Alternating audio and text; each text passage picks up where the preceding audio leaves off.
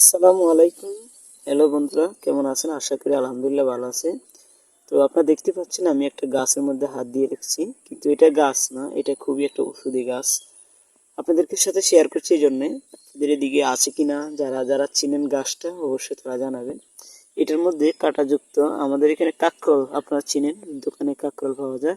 ওই কাকরোলে যেমন করে কাঁটা তৈরি হয় কাকরোলের উপরে, তেমন করে এই গাছটাতে কিছু আপনার কাঁটাযুক্ত আছে, যেটার মধ্যে ছোঁয়া ছোঁয়া আপনার হলো ফলগুলা ধরছে, দেখেন এইগুলা ধরছে। আমি আপনাদেরকে সামনে থেকে দেখাচ্ছি। অবশ্যই যদি না চিনেন আমাকে জানাবেন, এটা আমি বলে দেবো এটা কি গাছ। এটা খুবই একটা ঔষধি গাছ।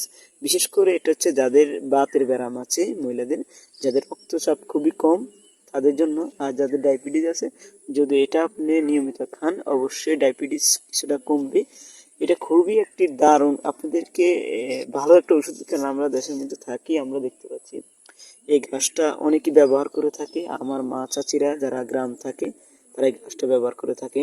এটার ফলগুলো অত্যন্ত ভালো। এটা এই যে আস্তে আস্তে পাকা শুরু করবে কয়দিন পরে, তারপরে জোরে পড়ে যাবে।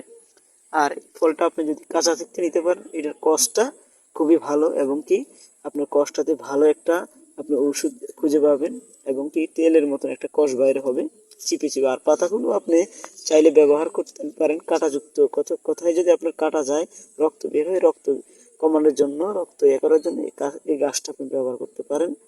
তো আশা করি বুঝতে পারছেন। আমি আপনাদেরকে অনেক ওষুধি গাছ দেখাই দেবো, যারা চেনেন না। যদি এই গাছটা আপনাদের কারো প্রয়োজন হয় ডায়াবেটিস জন্য আমাকে বলবেন, আমি ইনশাল্লাহ আপনাদেরকে দেওয়ার চেষ্টা করব আমাদের এলাকা থেকে।